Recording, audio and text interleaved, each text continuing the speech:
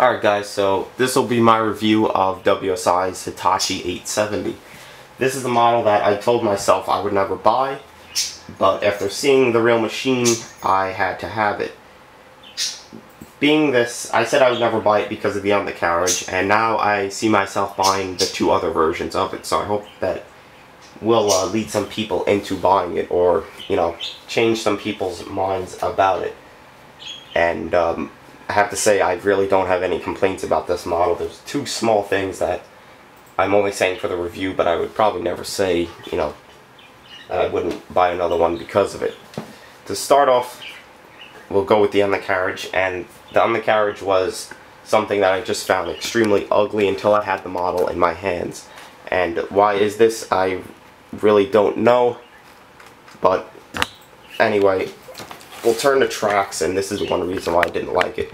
If you look, the tracks are extremely skinny, and they just don't fit, you know, an excavator. They look like they should be on a front shovel. These are probably the skinniest tracks I have. Being this, I didn't want to buy the model, and that didn't make me buy it for 2 years.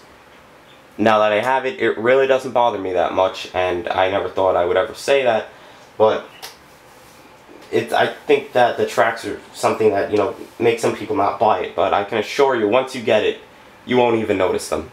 That's how I am right now. If we look at the tracks, they are very nice. They have the little hole in the center of them so the dirt doesn't get clogged up. It's so small, it's barely even noticeable, but it is there. And you can see they are double grouts or pads. If we look over here, you know, it's very nice. It has a lot of things that, you know, would make it look real. And I'll just turn it and I'll show you over here. Now, looking at the track frame on the undercarriage, you could see all the yellow labels and arrows and whatnot. That is a very nice touch. I like that a lot. It just shows how much detail is put into this model, and I now realize why people say it is so detailed. And there's something I want to get to after that besides this right here. If we look at it as the rollers, and I believe they actually do roll. It's hard to tell, but they do roll. And then I believe the ones underneath do actually roll. If we look, there's a track tensioner. It doesn't really do much, but I consider that a good thing because then the tracks won't run loose. And if we roll the tracks, they roll very smoothly and they don't feel like they're going to break at all. To show another thing, there's even an arrow on the inside of the track frame, which is very nice. Going to the cab, if we look at the cab, it has a very nicely made cab guard, and if you look, I think that the bars are very nice spaced apart. Unfortunately, it is plastic, but I don't, you know, I wouldn't expect it to be metal or anything, and if it was metal, it would be a nice touch, but obviously it's not going to be plastic. Looking inside of the cab, you can see the seat, I guess cushioning is even blue, like the Hitachi ones, and it has the joysticks and console and whatnot. A very detailed cab on the inside. It's hard to show it in the camera, but it is very nicely detailed. Looking up top on the cab, you can see the cab guard once again. One thing I want to show is it not only has a railing below the catwalks, so you could grab onto it to get on top of the machine, but the catwalks are etched out completely, so all those little dots that you see are etched through, and you could see that like that, which is crazy. And I believe this is my first excavator model with that, and it's surprising because I like to collect high quality excavator models. Coming to the side over here, if we look, I just have to adjust the camera. It is very nicely made. One thing I want to point out is that the paint is very thin on this model, and I think it gives it a realistic look like that, because you can really show all the small detail like that. Very nice. It's flat over here. This is the one thing that I don't like though. My door does not close. This one does, but that one will not stay closed, and it may look closed, but it's still open. And you leave it and then it just opens more. I do not know why. I was thinking of gluing the door closed. It just really annoys me. I mean, you would think that they would level the hinges, but I mean, there's really nothing you could do. I tried taping it on the inside. It's just extremely annoying. Even right there, you could see from the back of the machine it's not closed, even though it looks like you could see straight into the engine compartment. Besides the fact, because I do know other people that do have that going on, that's why I said that. Besides the fact, if you open up the engine compartment, and another thing is you open up this door and it moves the counterweight, but we'll get to that. Besides the fact, if you look in there, you can see the engine and you can see it really is nicely made. I like how the plastic is flat. Notice I said plastic because obviously that is plastic. You can see there is hydraulic lining on the inside, which is pretty crazy. It would look great in a diorama if you have, you know, like a little figure servicing it. And it really is just really insane. Coming around to the side, I said the counterweight moved, and that's for the simple fact that the counterweight is removable. And that's a really nice feature, but my counterweight keeps falling off. And I don't mean like actually falling off, but it keeps coming loose, I should say. And like it'll come loose like that, and it just looks, you know, it's just not something you would expect after everybody says it is so nice, not taking away from it. But regardless, if you look on top of the counterweight, you can see there are lifting eyes. And what's crazy about them is they are even drilled out. I mean, I'm sure it would be kind of difficult to get a pin that small, but if you do have a small little brass rod, you could get it and you could display it hanging from a crane and assembling the model, which is really crazy. I actually really like how they did that. And I normally don't, you know, bring up how the transport and assembly of the model is represented. Looking at the back of the counterweight, you can see the warning labels, the bolts to install it and whatnot, and it pretty much just plain, you know, just like the real machine's counterweight is. Coming to the right side, which is my favorite, you can see it has the huge vents right there, and the nice thing about them is that they are etched completely through, so you could see the radiators. Even looking from the video right now, you could see the silver right there and the radiators and whatnot. I think that's a huge plus. I'm really glad that they did, you know, etch them out. I'm still unsure if they're metal or plastic. To be honest, they feel plastic, almost if they just casted it with a hole right there and then just placed it there. If it is plastic, it is, but it really is, you know, a very nice touch, and the plastic does match the orange very well. Over here, you can see the railings, and the railings are all metal and they're very thin, so it gives a very nice appearance and it gives a very realistic appearance. I like that a lot. Mine does come out, but that's nothing that some glue can't just take care of. But I really do like how they are thin and they are metal. Coming up over here, these steps unfortunately are plastic, but you know, it's not something that you would assume to be metal, but I figured I'd just point it out because sometimes the little things that I don't say, people do ask. Front of the machine over here, in there you can see the hydraulic lines lead, and you can see the two horns, you know, typical what an excavator does have. And now if we go to the top of the machine, because it seems like it is very highly detailed, and that's what I'll show you now. So now here's the top of the machine.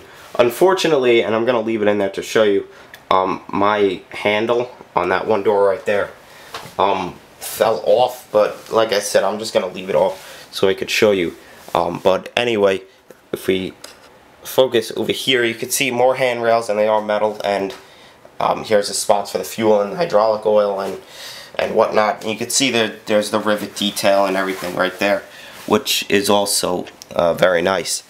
One thing that I want to say is, and I just do not understand why they did everything else able to open, but they didn't do this. I don't understand why this door does not open right here to access the engine and whatnot. It just boggles my mind why they did not make that open. They made every other door open, and I'm sure some doors that people didn't even want to open, but they didn't make that open, and it just really just puzzles me why they didn't do that.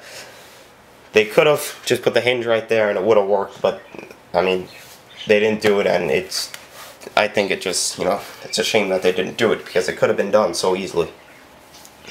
Looking on the inside of the engine, you could see where the vent would be on the other side. If you remember, that's the radiator fan there, and you could see it is extremely high detailed.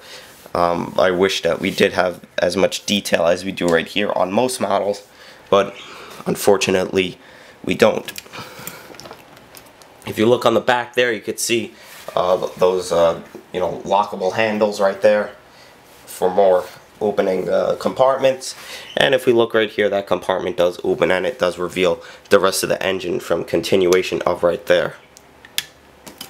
Inside does have the anti-slip texture just about everywhere, and I think that's also a very nice touch. And I also like how the colors look on the inside of there.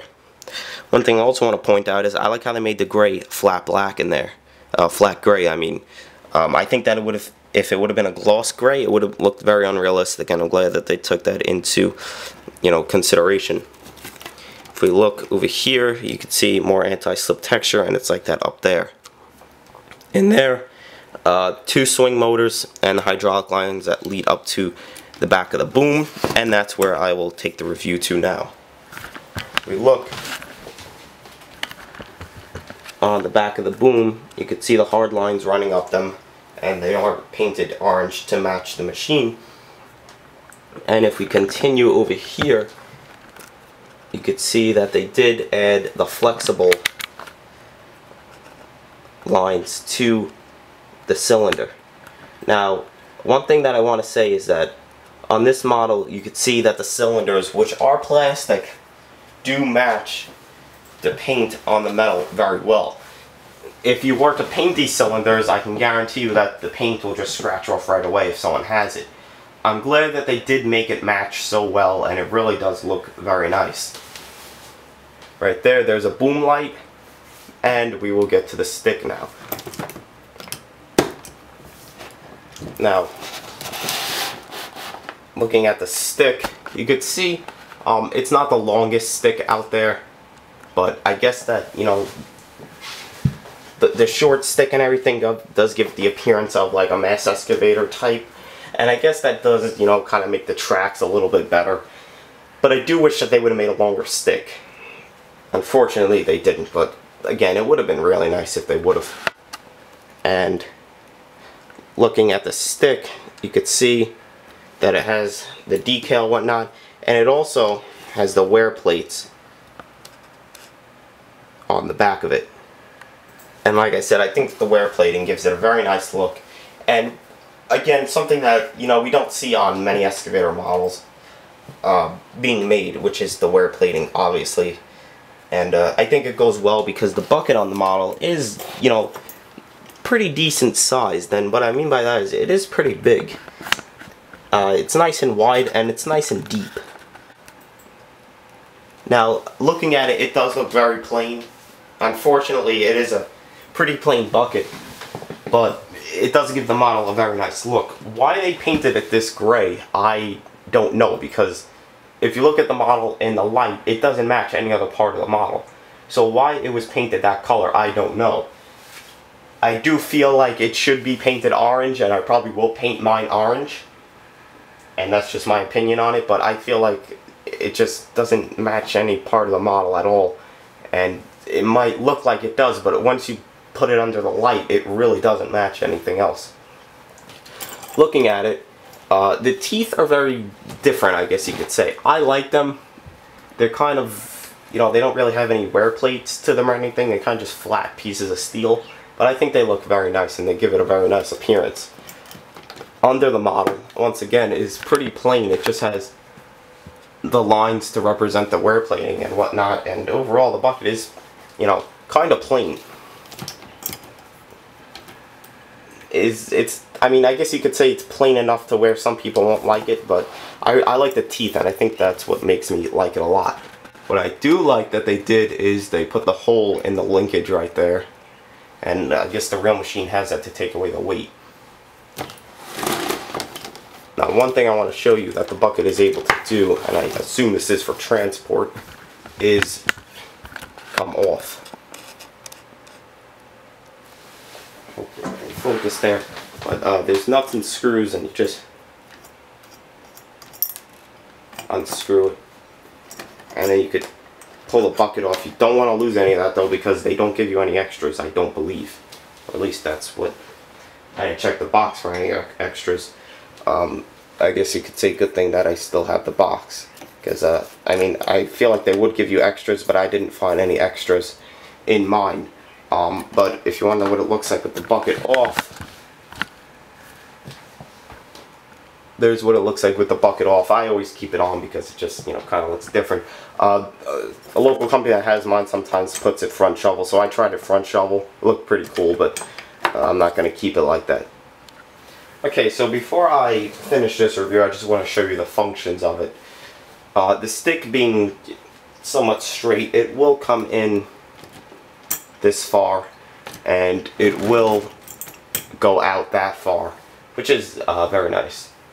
The bucket, being somewhat level, will curl in that far, and then it will curl out that far, which is more than acceptable. I really like how they enabled the bucket to do the actual movements of the real machine. I always feel like that's better than any other thing on the model. The height of the boom is right there, which is decent, and then the digging depth will go as far as right there, and there goes my counterweight again, but the digging depth will go right there, which is again very acceptable considering how big the machine is and how deep that actually is. And once again, here comes my counterweight coming off, but that's besides the fact. So to sum up the review, I feel like it is an extremely nice model, and this is coming from somebody that did not like the model to begin with at all and didn't want to spend the money on it and put the money towards other stuff. I feel like I'm going to definitely get the other two versions of it. The custom colored ones I probably will not get, but I will stay with the orange ones. I do feel like the model is overrated from most people. As you could tell, it is extremely detailed, but after having it on display on my shelf for about a week now, I have to say that although it is detailed, most of the detail is where you really can't see it from a shelf display. If you put it in a diorama, it will look extremely nice, but like I said, I don't think people make dioramas to show the engines of these machines. I think that they want to show the rest of the machine. Obviously, what you could see is very nicely, but I do feel like it is overrated once again, because a lot of the detail is either tucked in underneath the engine cover or in there where you really have to look to see it. Nonetheless, a really nice appearance, a must-have for any excavator collector, and like I said, coming from somebody that didn't want one, hopefully it will lead you into buying one. Definitely pick one up. I'm even thinking about picking up another version of the bucket one because I'm going to customize it to my liking of a local contractor. Besides the point, definitely get it, and hope you enjoyed the review.